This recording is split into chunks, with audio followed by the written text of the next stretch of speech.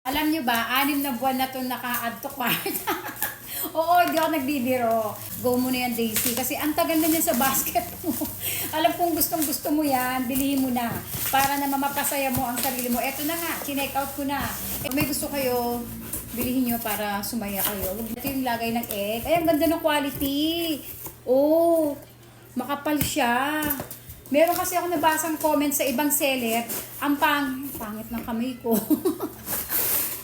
Ang daming talsik ng mantika, kakaprito ng mga kung ano-ano. Ito yung takap niyan, ito yung ano eh, manok.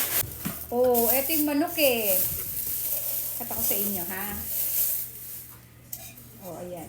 Pumili kayo ng seller na pagbibilihan nyo neto, ha?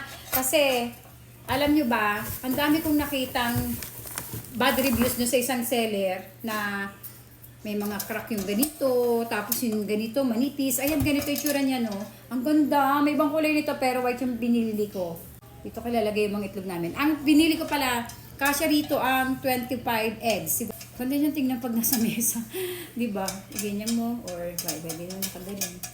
Diba ang ganda? Tapos pag kukuha ka ng isang egg, prito na egg, lagay. Paka-aesthetic.